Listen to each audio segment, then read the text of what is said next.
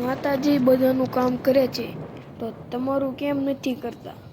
જો આજે પણ તમારું દુઃખ એ જ છે, પ્રાર્થના એ જ છે અને જવાબ નથી, તો સમજો માતાજી તમને અવગણતા નથી, તમને તૈયાર કરી રહ્યા છે.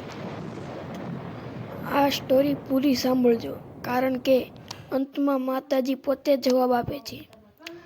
દરેક ભક્તના દિલમાં એક સવાલ હોય છે, માતાજી, હું તો તમને માનું છું, નિયમિત દીવો કરું છું, નામ જપું છું, તો પણ મારું કામ કેમ અટક્યું છે? આ સવાલ કોઈ એકનો નથી. આ સવાલ લાખો ભક્તોના દિલમાં છે. માતાજી આ સવાલ સાંભળે છે, પણ તરત જવાબ નથી આપતા, કારણ કે જવાબ સાંભળવા માટે ભક્ત તૈયાર હોવો જરૂરી છે. માતાજી કહે છે, હું મોડું નથી કરતી ભક્ત, હું સાચો સમય જોઉં છું. તને જે જોઈએ છે એ તને ખુશ આપશે કે તોડશે, એ માતાજી પહેલેથી જાણે છે. ઘણા ભક્તો કહે છે, બીજાનું કામ તો તરત થઈ જાય છે, પણ માતાજી કહે છે, દરેક ભક્તની ક્ષમતા અલગ છે. કોઈને વહેલું મળે તો કોઈને મોડું મળે, પણ ખોટું કોઈને નથી મળતું.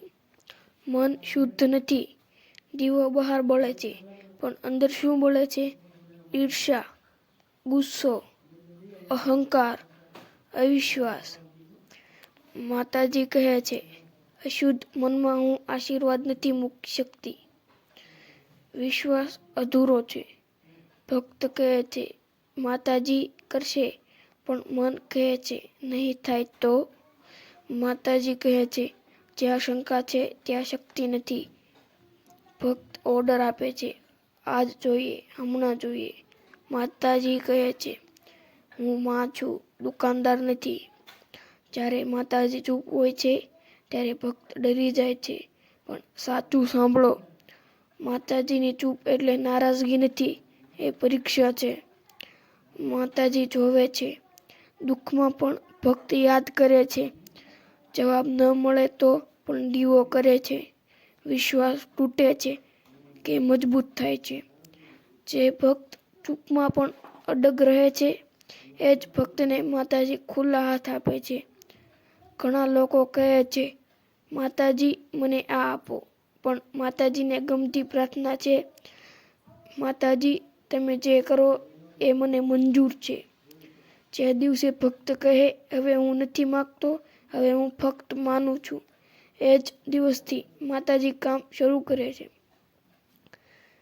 ધીમે ધીમે રસ્તા ખુલ્લા, મદદ મળે, દુઃખ ઓસરતું જાય અને ભક્ત સમજે છે, માતાજી તો હંમેશા સાથે જ હતા. માતાજી કહે છે, હું ભક્તને કદી ખાલી નથી મોકલતી. ક્યારેક આપું છું જે ભક્ત માંગે છે અને ક્યારેક આપું છું જે ભક્તને ખરેખર જોઈએ છે, અને એ બીજું હંમેશા વધુ સારું હોય છે. જો આજે તમારું કામ નથી થયું તો સમજો, માતાજી ના નથી કહેતા. માતાજી કહે છે, હજી રાહ જો. અને જ્યારે સમય આવે છે, માતાજી એવું આપે છે કે ભક્તની આંખોમાં આંસુ આવી જાય. જો માતાજી પર અડગ વિશ્વાસ છે તો કોમેન્ટમાં લખો, જય માતાજી.